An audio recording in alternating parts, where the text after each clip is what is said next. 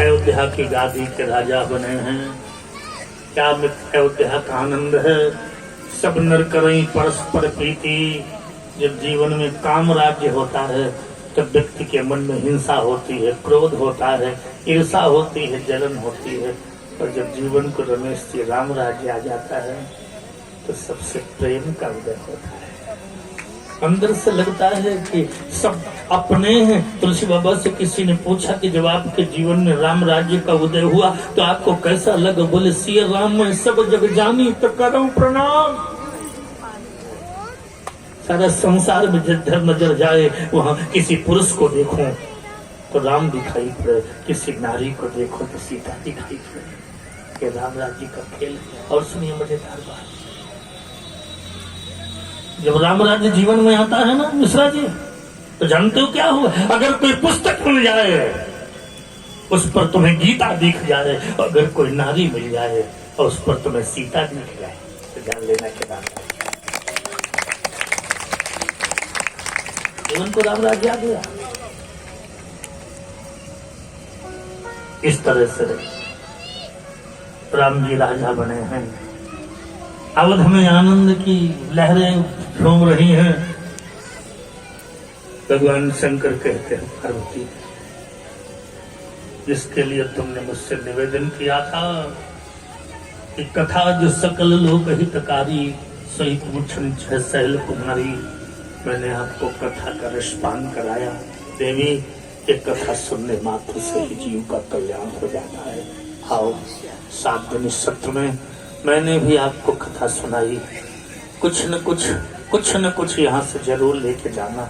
न कुछ लेके जाना तो कल एक ही चीज लेकर के जाना कि सिया राम में सब जग जाने करो प्रणाम। याद रखना, ये राम राज्य का भाव है। और जब जीवन में मस्ती आ जाए तो सारे राग, सारे देश, सारी ईर्षा सब समाप्त हो जाएगी। झगड़ा तो इसीलिए हो रहा है कि जिसको हम देख रहे हैं तो हमारी दुश्मन है।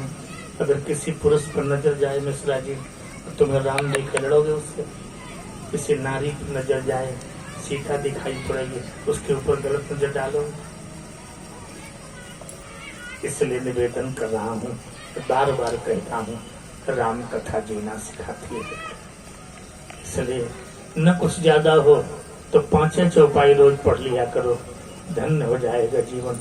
एक बाप लड़के को पैसा देता था, पैसा तो जो पैसा पावे तो रामायण में धरी आवे, रामायण में चुप है, कोई बकसवा नहीं, रामायण में घुसेर दे। एक दिन बाप को आवश्यकता पड़ी, बोले बेटा कुछ रुपया है, बोले पिताजी 300, बोले 300 जोड़ ली, हाँ, बोले आज बाजार जाना, लाव निकाल के गया, रामायण से निकाल लाया। तो बाप ने कहा हरामखोर, ये 300 रुपया रामायण में रखता है, और कोई चुरा ले गया तो लड़के ने कहा पिताजी चोर रामायण छुएगा? पिताजी चोर रामायण छुएगा? ये चोर की क्षमता है, क्यों दो बेटी, चोर रामायण छुएगा? और पिताजी ये मुझे भरोसा है, अगर चोर रुपए के लालच में कहीं धोखे से रामायण छू लिया तो चोर नहीं रह जाएगा। समझ रहे? अगर रुपए के लालच में कहीं धोखे से रामायण छू लिया, इसलिए अपने घर में एक रामायण रखो, 5 दोहा, 1 चौपाई। वो मंत्र नहीं है, महामंत्र सोई जपत महेशु, ये भगवान शंकर के मानस से निकला हुआ